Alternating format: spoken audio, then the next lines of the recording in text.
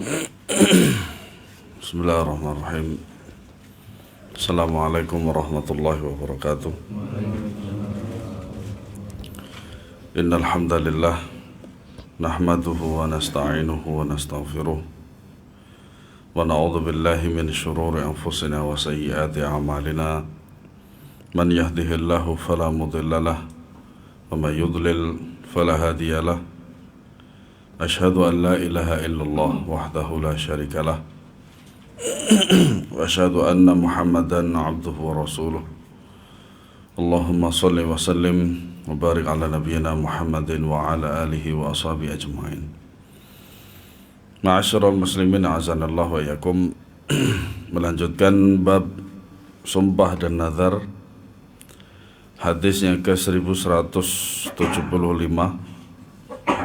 halaman 755. Wa an Usamah bin Zaid radhiyallahu anhuma qala Rasulullah sallallahu alaihi wasallam man suni'a ilaihi ma'rufun faqala li fa'ilihi jazakallahu khairan faqad ablagha fi tsana. Akhrajahu at-Tirmidzi wa sahhahu Ibnu Hibban. Dari Usamah bin Zaid radhiyallahu anhuma, dia bertutur Rasulullah SAW mengatakan, barang siapa yang diperlakukan dengan suatu kebaikan, yakni diberi kebaikan oleh orang lain, lalu dia mengucapkan kepada pelakunya, semoga Allah membalas kebaikanmu, maka sungguh dia telah memberikan pujian sepenuhnya. Syukur. Hadis riwayat At-Tirmidzi dan disahihkan oleh Al-Imam Ibnu Hibban.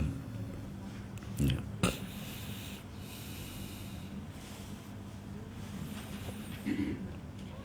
Kemudian riwayat ini diperkuat lagi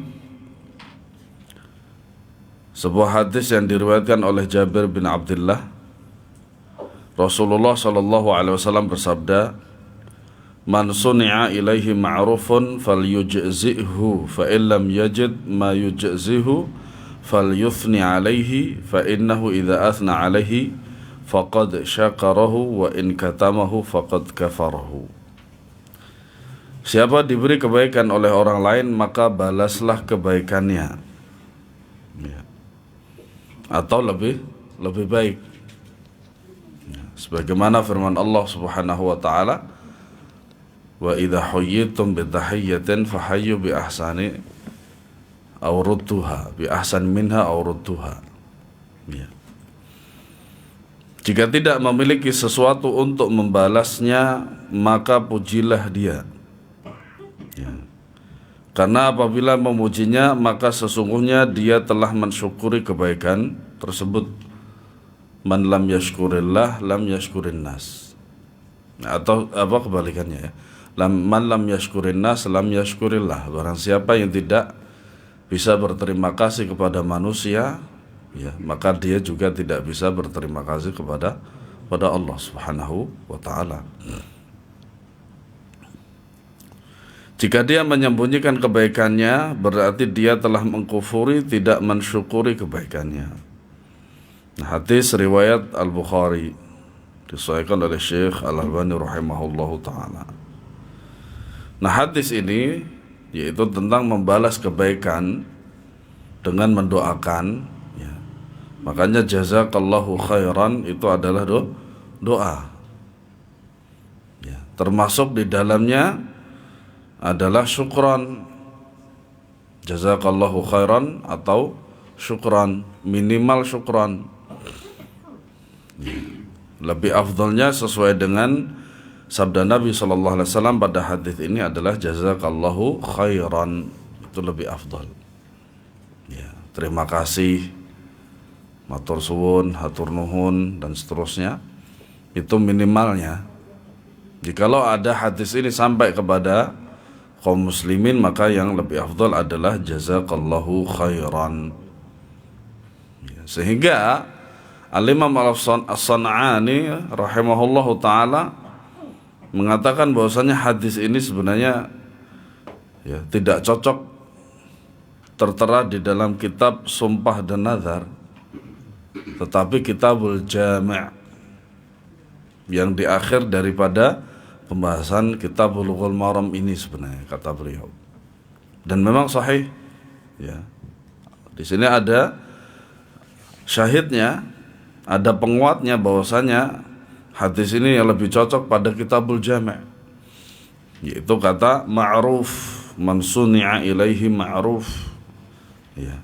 Barang siapa yang diperlakukan dengan suatu kebaikan atau memperoleh kebaikan dari orang lain, ya. Tetapi disinilah tanda kefakihan seorang alim di sini, ya.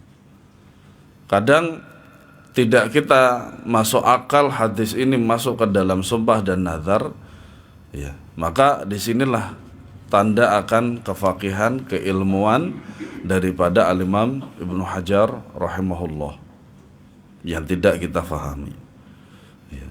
Nah, hadis ini, ya, menunjukkan, ya, berisi anjuran untuk membalas kebaikan dengan kebaikan serta mensyukuri daripada, ya, pemberian tersebut atau kebaikan tersebut kepada orang yang telah berbuat baik kepada kita. Nah, minimal dari balasan itu adalah mendoakan, ya. Nah, di sini ma'ruf ini maknanya umum, ya, suatu kebaikan. Entah itu kebaikan dilihat dari segi syariat atau dari segi urf, kebaikan secara kebiasaan masyarakat, ya. Maka minimal mendoakan jazakallahu khairan, ya. Nah, makanya jazakallahu khairan ini merupakan doa, ya.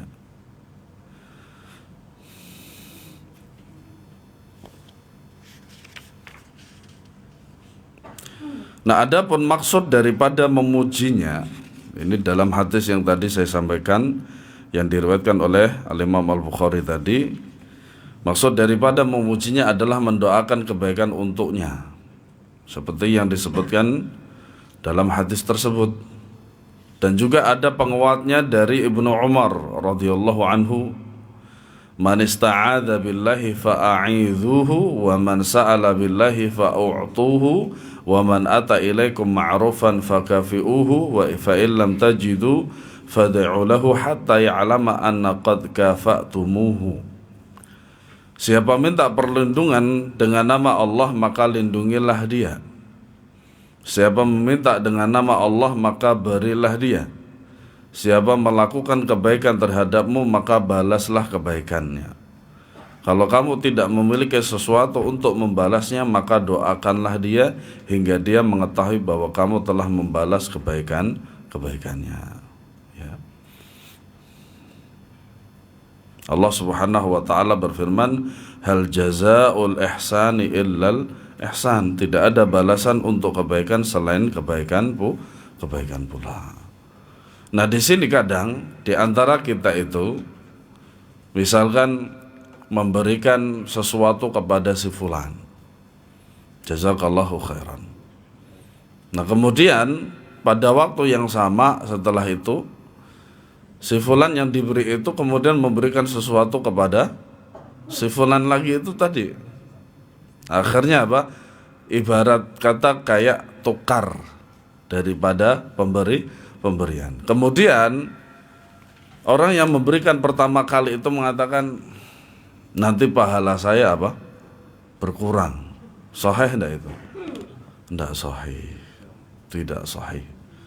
Ya, masing-masing mendapatkan pahala dan kebaikan dari Allah Subhanahu wa taala. Jadi tidak perlu khawatir. Yang menjadikan pahala itu hangus apa? Pertama adalah memberi sesuatu dengan menyakiti. Ya. Misalkan mengatakan, saya tahu ente miskin, makanya saya kasih. ini masya Allah, ya. Ya. Faedah dari hadis ini yang pertama, anjuran melakukan kebaikan kepada manusia, ya, juga kepada makhluk-makhluk yang lain, ya. Makanya Dalam sebuah hadis Nabi SAW, ada seorang perempuan pelacur, dia itu masuk surga gara-gara apa? Memberi minum kepada anjing, atau sebaliknya. Ya, hadis ini alhamdulillah masyhur dan kita sudah mengetahui hadis tersebut. Yang kedua, seorang tidak bersyukur kepada manusia berarti dia tidak bersyukur kepada Allah. Ya. Dalam hadis Abu Hurairah disebutkan, la yashkurullaha man la yashkurun nas. Tidak bersyukur kepada Allah orang yang tidak bersyukur atau berterima kasih kepada manusia. Ya. Yang ketiga, disunahkan membalas kebaikan dari orang lain dengan kebaikan yang serupa atau lebih baik. Ya. Yang keempat, tidak ada balasan kebaikan kecuali dengan kebaikan, minimal dengan doa. Dan doa itu kebaikan. Makanya kita senang didoakan dan juga senang mendoakan. Sehingga saling mendoakan itu adalah merupakan kebiasaan kaum muslimin antara satu dengan yang lain. Sehingga terjadilah kerukunan antar kaum muslimin dan antar umat Islam. Yang kelima, orang yang berakhlak mulia selalu ingat kebaikan orang lain dan membalasnya. Tidak cepat lupa dengan kebaikan-kebaikan yang sudah dia dapatkan dari si fulan tersebut. Ya.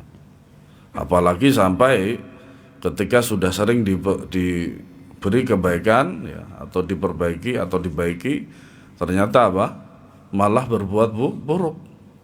Istilah dalam Jawanya itu ditulung mentung. Ya. Udah ditolong tapi malah mukul. Nah, ini sebuah akhlak yang buruk. Ya. Yang keenam, orang yang tahu budi akan membalas budi yang lain. Siapakah Ibu Budi? Sampai sekarang tak terpecahkan. Ini Ibu Budi, ini Bapak Budi, dan nama keduanya nggak pernah kita ketahui siapa nama mereka berdua. Dan qadarullah yang telah menulis tentang ini, qadarallahnya juga sudah wafat, sehingga tidak bisa ditanyai siapakah ayah mereka berdua.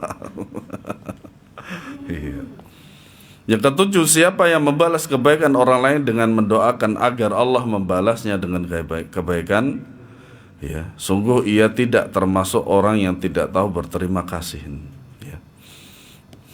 Supaya Allah Subhanahu wa taala membalas. Jazakallahu khairan. Ya. Yang kedelapan, mendoakan dengan lafaz jazakallahu khairan lebih baik daripada sekedar terima kasih. Ya. Karena memang yang di dalam doa itu, ya, di dalam kalimat jazakallahu khairan itu lebih tepatnya adalah berupa doa. Ya, semoga Allah, ya, memberimu kebaikan gitu. Ya, membalas kebaikan. Sembilan, lafaz jazakallahu khairan bisa untuk laki-laki dan perempuan.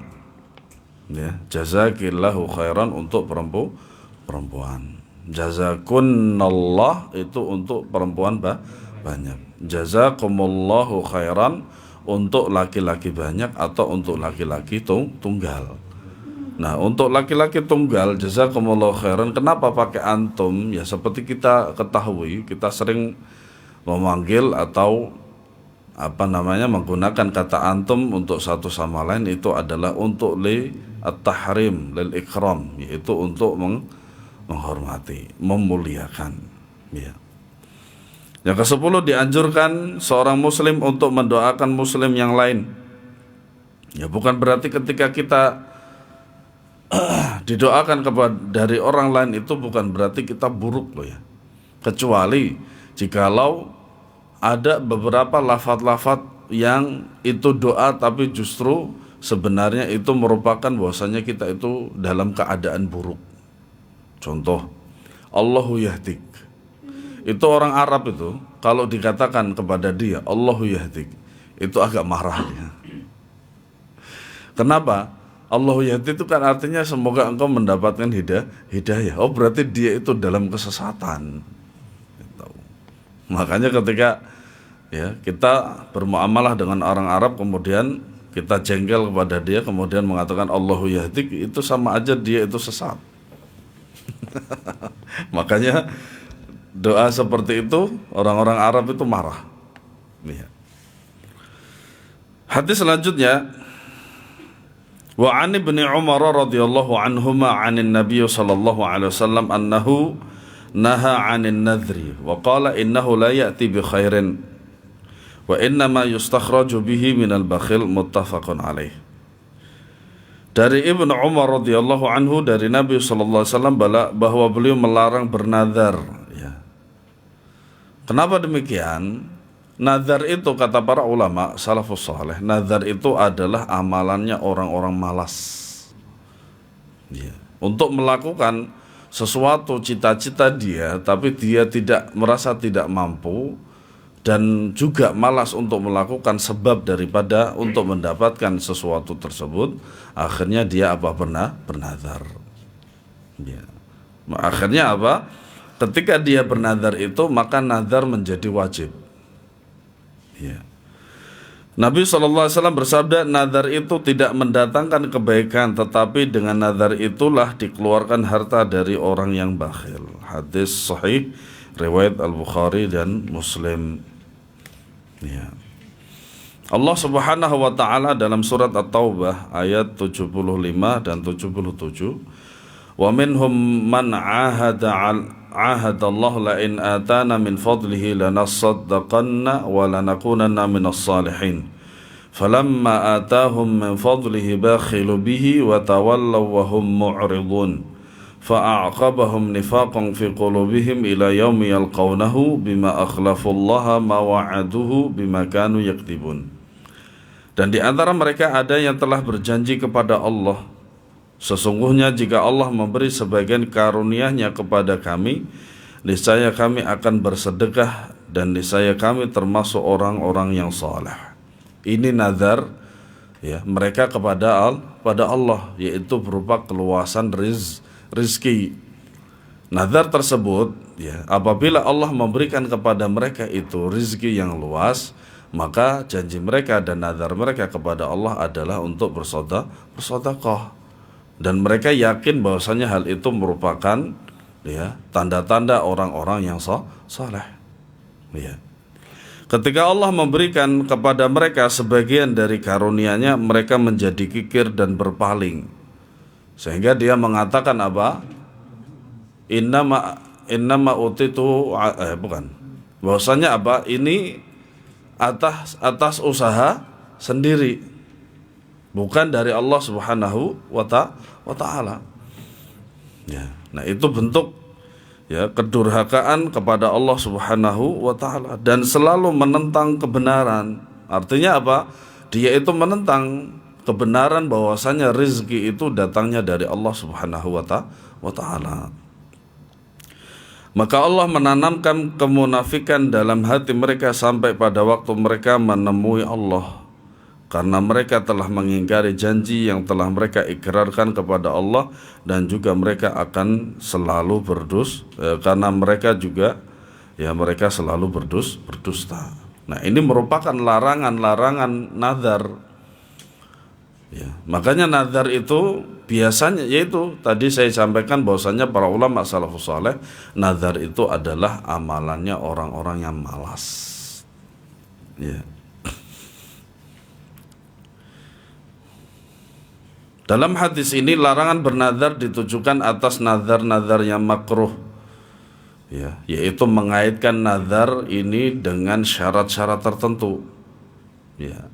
Bersedekah dengan mensyaratkan diraih sesuatu yang dikehendaki, bukan kebiasaan orang yang mulia. Misalkan ya memberikan sumbangan terhadap kaum muslimin yang sedang mendapatkan musibah misalkan ya, dengan niat supaya nanti dapat gantinya. Sebenarnya sah-sah saja karena itu pasti akan diganti oleh Allah. Tetapi kadang niat yang seperti ini itu menjadi cacat, tidak sempurna. Kalau mau memberi saja, cukup ya si pelaku dengan Allah Subhanahu wa taala yang tahu niat tersebut. Entah nanti dibalas oleh Allah dan tidak itu, maka cukup bagi pelaku itu bahwasanya dia telah berbuat baik. Ya. Apalagi jikalau memberinya itu dengan menyakiti yang diberi seperti tadi. Ya. Namun hal itu termasuk kebiasaan orang yang kikir yang hampir tidak pernah mengeluarkan sedekah kecuali apabila dia mendapat sesuatu yang lebih baik daripada yang disedekahkan. Ya, termasuk jenis orang yang berat bersedekah manakala dia sedang dalam keadaan sulit, lalu dia bernazar akan bersedekah apabila keluar dari kesulitan tersebut. Jika berhasil dia akan bersedekah, jika tidak berhasil dia tidak mau bersedekah. Dan itu banyak sekali. Ya. Di antara contohnya ya, yang biasa manusia bernazar yaitu ketika mengalami sakit. Ya. Misalnya, jika Allah menyembuhkan penyakitku, niscaya aku akan bersedekah sebanyak sekian dan sekian.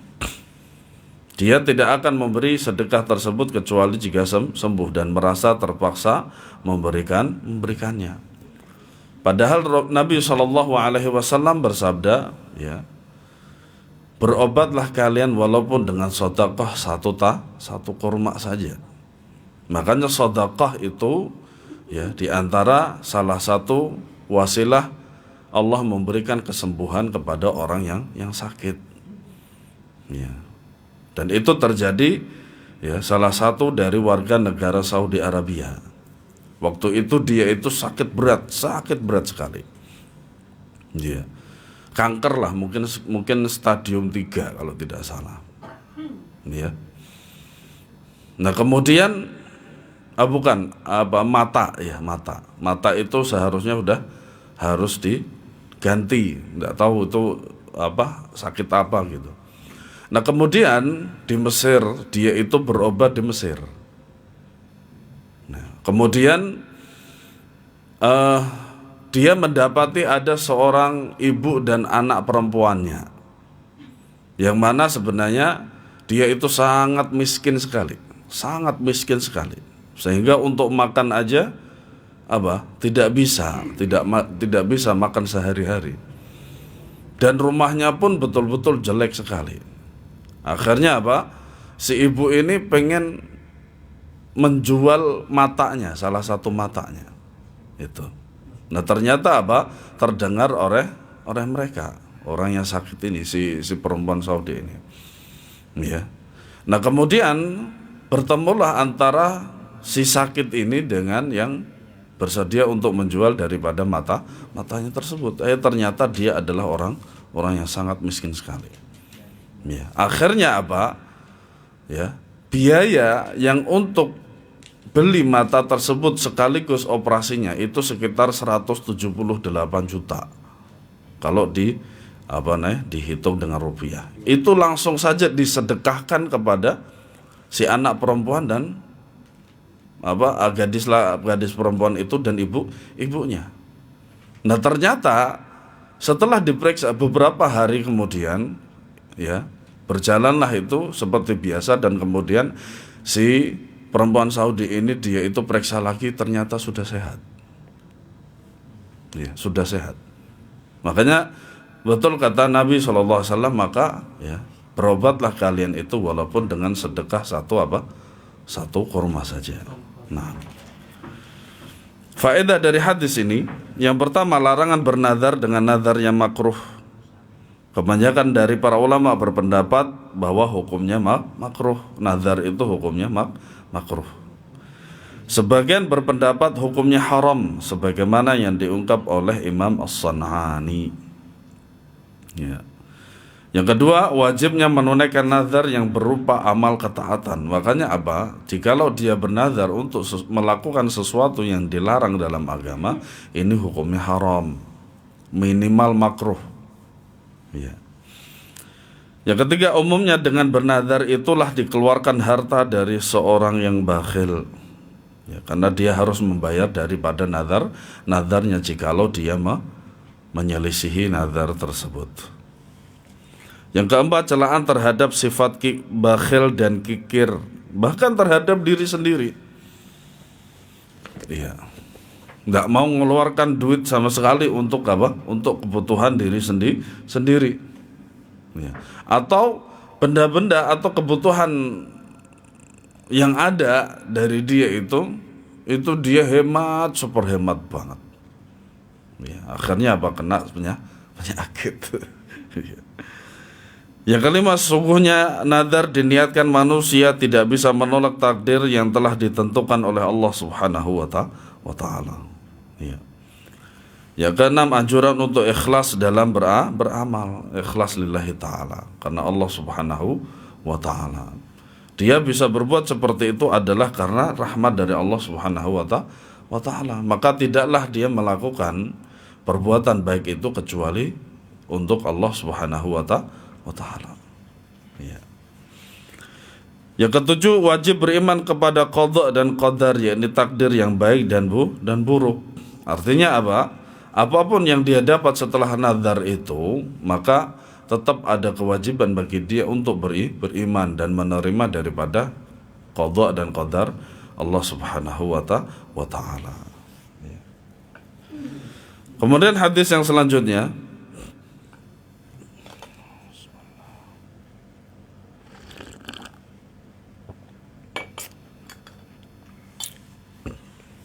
wa an Uqbah bin Amir radhiyallahu anhu qala Rasulullah sallallahu alaihi wasallam, kafaratun nadhri kafaratu yaminin, rawahu Muslimun wa zada Tirmidzi fihi idza lam yusammi wa sahhahahu. Dari Uqbah bin Amir radhiyallahu anhu, dia menuturkan Rasulullah SAW bersabda, kafarah nazar itu sama dengan kafarah sumpah. Apa kemarin? Memberi makan atau pakaian 10 orang miskin. Ya, kemudian memerdekakan budak. Ya, kemudian berpuasa 3 hari. Itu kafarat daripada nazar. Ya. Kafarat nazar sama dengan kafarah sumpah. Hadis riwayat Muslim. At-Tirmidzi menambahkan jika dia tidak menyebutkan apa yang dia nazarkan. At-Tirmidzi mensahihkan tambahan ini. Hadis ini menjelaskan kepada kita bahwasanya kafarah nazar, ya, jika tidak ditunaikan adalah dengan kafarah sumpah. Demikianlah yang disebutkan di dalam surat Al-Maidah ayat 89. Allah Subhanahu wa taala berfirman, "It'amu 'asharati masakin aw min awsatin ma tut'imuna ahlikum aw kiswatuhum aw tahriru raqabah faman lam yajid fa siyamu thalathati ayamin dzalika kafaratu aymanikum idza halaftum." Ialah memberi makan 10 orang miskin, yaitu dari makanan yang biasa kamu berikan kepada keluargamu, atau memberi pakaian kepada mereka, atau memerdekakan seorang budak. Barang siapa yang tidak sanggup melakukan yang demikian, maka kafaratnya puasa selama 3 hari. Yang demikian itu adalah kafarat sumpah-sumpahmu bila kamu bersumpah dan kamu langgar. Nah, itu adalah kafarat daripada sumpah dan nazar. Ya. Nazar sendiri terdiri dari 4 macam. Yang pertama, nazar mutlak, yaitu seorang berkata, aku bernazar karena Allah, tanpa menyebut isi dari nazarnya. Atau dia mengatakan, aku bernazar karena Allah bila aku lakukan hal ini dan itu. Kalau dia melanggarnya, ya, maka kafarahnya semisal kafarah sumpah.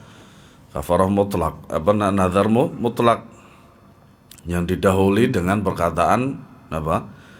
Aku bernazar karena Allah Subhanahu wa taala. Kemudian nazar maksiat yang kedua, yaitu dia bernazar yang isinya maksiat atau meninggalkan sebuah kewajiban, maka dia tidak boleh melaksanakan isi nazarnya itu dan menebusnya dengan kafarah sumpah jikalau dia melakukan nazarnya. Ya, nazar kok maksiat, ya.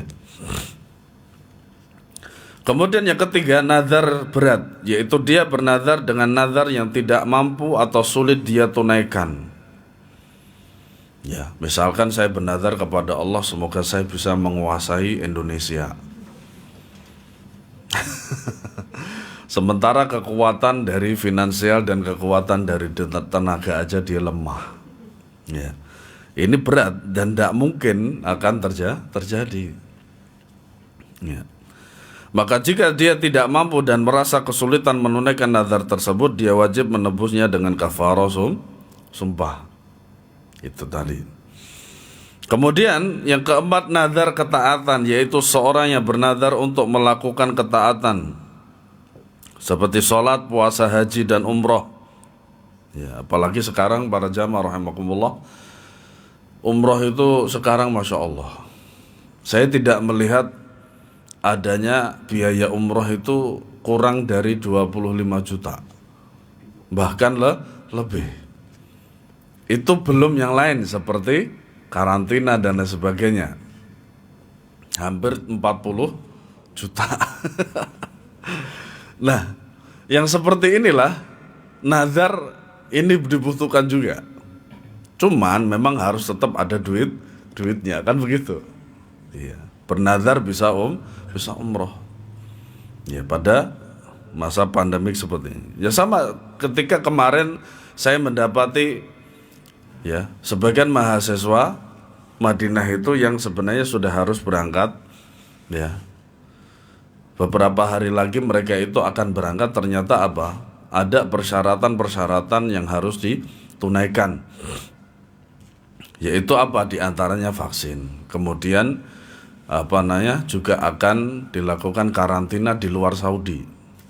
Dan itu mereka membutuhkan setidaknya uang itu 15 juta.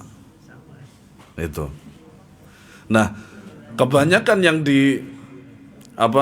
diterima ya dari ikhwan-ikhwan yang saya ketahui ini, mereka itu ekonominya di Indonesia itu tidak baik.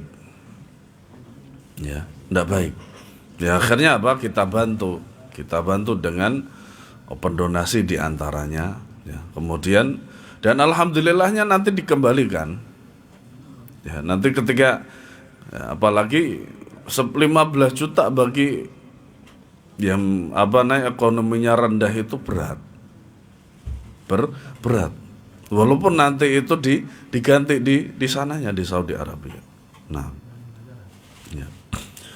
Tujuannya berbuat ketaatan kepada Allah, maka dia wajib menunaikannya, baik nazar tersebut disebutkan secara mutlak atau dikaitkan dengan syarat. Ya. Misalnya dia mengatakan jika aku sembuh, aku akan berpuasa. Maka dia wajib menunaikan nazarnya setelah mendapat apa yang disebutkan dalam syarat tersebut. Faedah dari hadis ini yang pertama, kafarah nazar bila tidak ditunaikan maka kafarah adalah kafarah sumpah, sebagaimana disebutkan dalam surat Al-Maidah ayat 89. Yang kedua, wajib menunaikan nazar. Ya, hukumnya wajib. Makanya apa? Nazar itu asalnya bukan wajib. Tapi ketika seorang bernazar, maka jadilah dia wajib. Yang ketiga, sebaiknya seorang muslim tidak bernazar karena akan memberatkan dia. Sehingga apa? Perkara ini berat dan sehingga ada kafaratnya. Ya, jikalau dia tidak melakukan. Nah, daripada dia dihukum dengan memilih salah satu daripada kafarat tersebut, mending dia itu tidak apalagi bermudah-mudah dalam nazar. Makanya tadi saya jelaskan bahwasanya dia nazar itu adalah amalannya orang-orang malas. Dia itu pengennya mendapatkan sesuatu itu dengan apa? Patas. Istilahnya apa? Patas. Jalan pintas. Iya. Nah, yang keempat, jangan membebani diri dengan nazar yang menyusahkan. Yaitu tadi. Ya.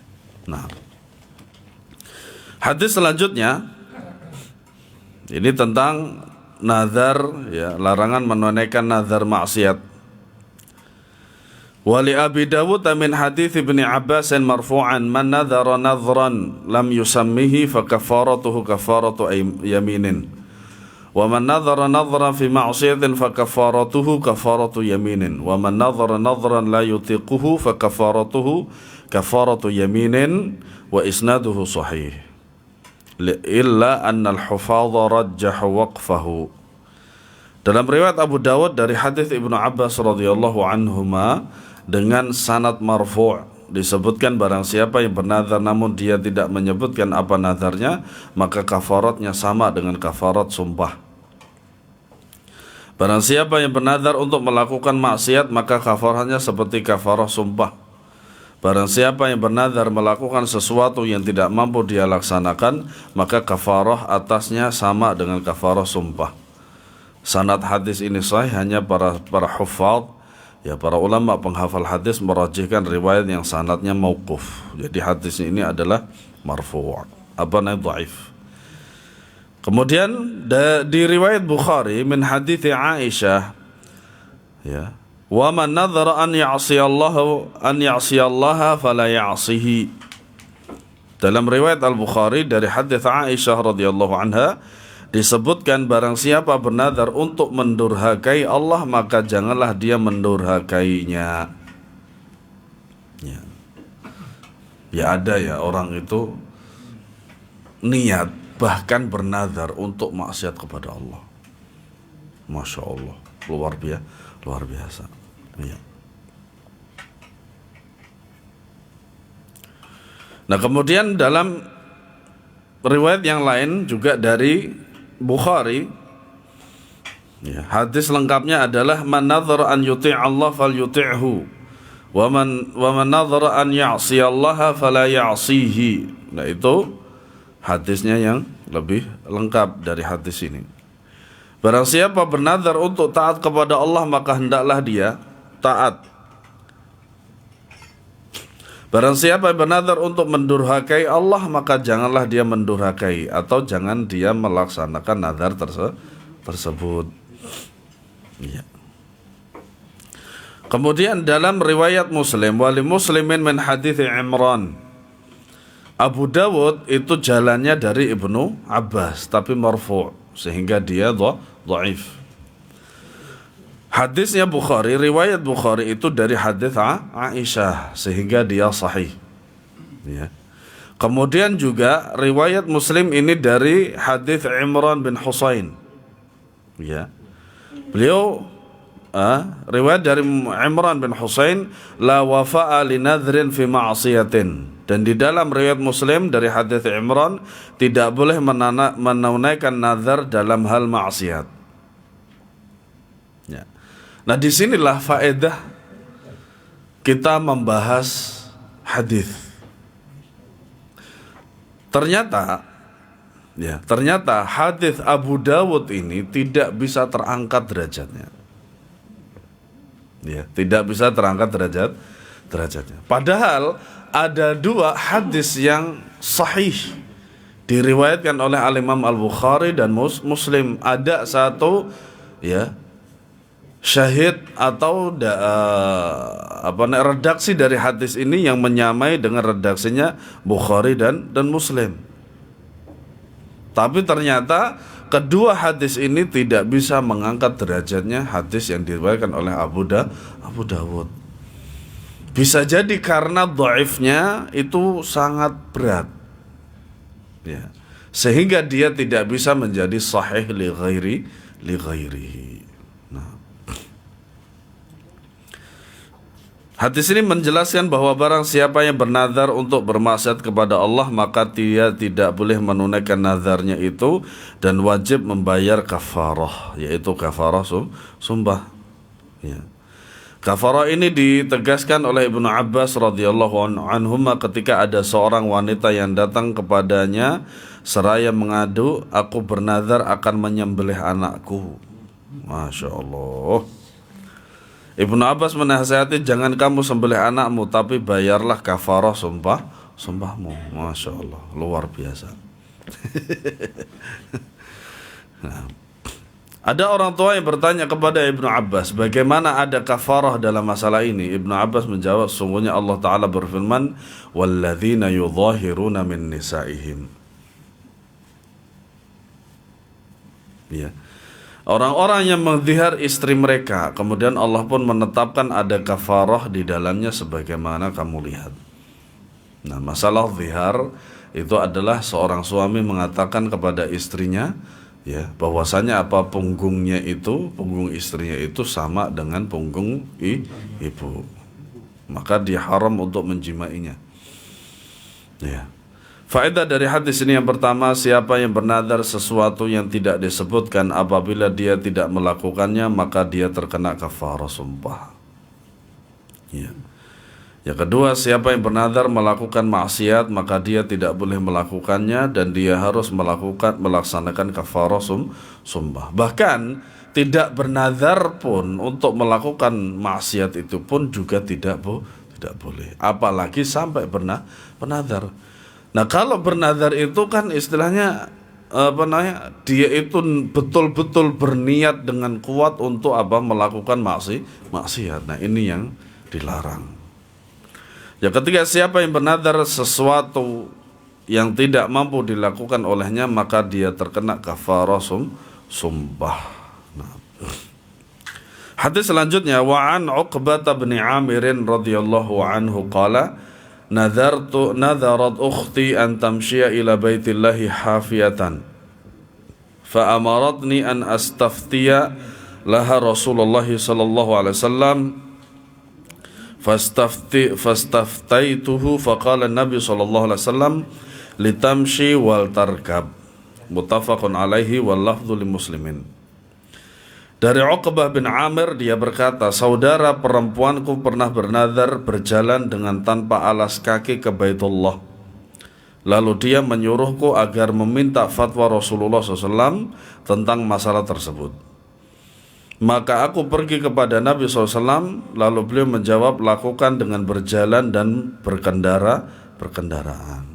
Akhirnya dengan bertanya kepada Nabi SAW, dia mendapatkan dua jawaban dan bahkan meringankan daripada nazarnya dia. Ya. Nabi SAW memberikan dua jawaban, yaitu litamshi wal tarkab. Ya. Lakukan dengan berjalan dan berkendaraan. Artinya dia boleh menyelisihi daripada sumpahnya atau nadarnya, tetapi tetap dengan melakukan awal nadarnya dia, yaitu berjalan kaki ketika akan umrah, berjalan ke Baitullah. Faedah dari hadis ini, yang pertama, penjelasan tentang orang yang bernadar untuk menunaikan haji atau umrah dengan berjalan kaki, bahwa dia wajib melaksanakan nadarnya jika mampu berjalan. Jika tidak mampu, maka dia boleh mengendarai kendaraan. Ya. Yang kedua, apabila seorang yang bernadar untuk berjalan kaki ke Baitullah mampu melakukannya, maka dia lebih memilih untuk berkendaraan, maka dia harus membayar atau berupa seekor unta, satu sapi. Satu sapi lebih harganya. Betul. Yang ketiga, sahnya nazar dari seorang wanita, karena memang nazar ini secara umum dari laki-laki dan perempuan. Yang keempat, syariat Islam berdiri di atas kemudahan. Makanya di antara syarat kita mudah untuk melakukan syariat-syariat Allah itu adalah dengan ilmu. Ya. Yang lima, bolehnya mewakilkan orang lain dalam meminta fatwa. Ya, sering saya demikian, ya. Dimintai fatwa, ditanya dari si fulan. Itu titipan pertanyaan dari si fulan. Ya, karena pemberi fatwa tidak perlu meminta kehadiran penanya asli jika permasalahannya sudah jelas. Ya. Adapun jikalau permasalahan yang ditanyakan membutuhkan keterangan lebih rinci dari si penanya, maka pemberi fatwa boleh meminta kehadirannya supaya bisa memberikan fatwa. Ya. Makanya setiap fatwa jawaban itu tergantung daripada pertanyaan. Ya. Dan itu sering kita dapati dari seorang syekh ketika dia itu mendapati ya pertanyaan, kemudian dia menjawab apa yang beliau pahami dari pertanyaan tersebut. Ya. Kemudian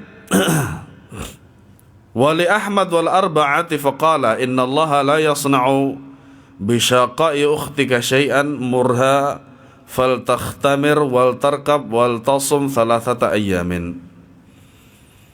Di dalam riwayat Ahmad dan Imam 4 ahli hadis tercantum sesungguhnya Allah tidak ingin menyusahkan kakakmu. Suruhlah dia memakai kerudungnya dan pergi dengan berkendaraan, kemudian dia berpuasa selama 3 hari. Tapi ini hadisnya dhaif. Makanya di antara kemudahan bagi penduduk Mekah itu, rumahnya itu adalah miqat. Ini keistimewaan orang-orang Makkah.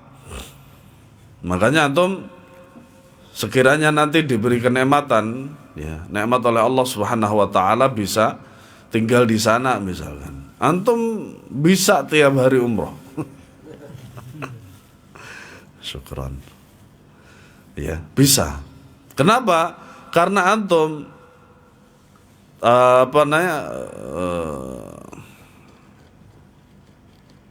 mengambil miqatnya itu dari rumah, ya, dari rumah berniat, kemudian mandi, ya, kemudian sholat 2 rakaat, kemudian berjalan kaki menuju Baitullahil Haram, Masjidul Haram di sana. Iya, makanya itu adalah ya kenikmatan bagi orang-orang Makkah. Ya. Kemudian hadis yang selanjutnya dari Ibnu Abbas. Wa 'an Ibnu Abbas radhiyallahu anhuma qala istafta Sa'd bin Ubadah radhiyallahu anhu Rasulullah sallallahu alaihi wasallam fi nadhrin kana 'ala ummihi tuwfiyat qabla an taqdiyahu faqala iqdihi 'anha muttafaqun alaih. Dari Ibnu Abbas radhiyallahu anhuma dia bercerita Sa'ad bin Ubadah pernah meminta fatwa kepada Rasulullah SAW tentang nazar ibunya dan dia meninggal sebelum sempat menunaikan nazarnya. Lantas beliau menjawab, tunaikanlah nazar ibumu. Ya.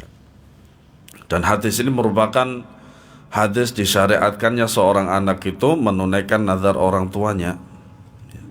Dan ini merupakan bentuk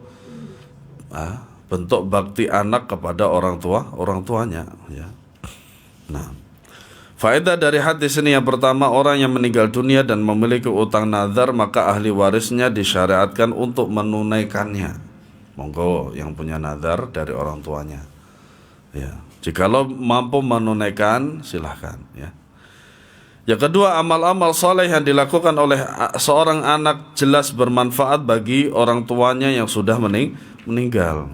Makanya hadis Nabi SAW, ya, idza mata ibnu adam inqata amaluhu illa min thalathin. Di antaranya adalah waladun salihun yad'u lahu. Yang ketiga, disyariatkannya berbakti kepada orang tua sesudah keduanya meninggal, yakni dengan mendoakan, membayar utangnya serta menunaikan hak dan kewajiban mereka yang tertunda. Alhamdulillah, tahun ini Allah Subhanahu wa taala memberikan kemudahan bagi saya untuk, ya, menunaikan dan membayar lunas hutang bapak saya yang wafat tahun 2009 lalu. Puluhan tahun. Ya memang tidak mudah. Nah, alhamdulillah. Yang keempat, hendaknya seorang hamba bersegera dalam menunaikan hak Allah maupun hak hamba selama hayat masih dikandung badan, ya, selama masih hidup. Yang kelima, semangat para sahabat dalam bertanya kepada Nabi SAW tentang perkara-perkara agama. Nah, ini menjadi contoh bagi kita. Bagaimana para sahabat radhiyallahu anhum, mereka itu sangat semangat sekali, ya, bertanya kepada Rasulullah SAW, dan mereka itu semangat juga untuk melakukan apa yang mereka dapatkan berupa jawaban dari Nabi SAW. Nah, itulah yang seharusnya kita contoh, yaitu para sahabat radhiyallahu anhum. Yang keenam, anjuran meminta fatwa kepada orang yang paling alim dalam agama. Fas'alu ahla dzikri in kuntum la ta'lamun. Wallahu alam bissawab. Semoga bermanfaat. Ya, ada pertanyaan dipersilakan. Silakan Pak.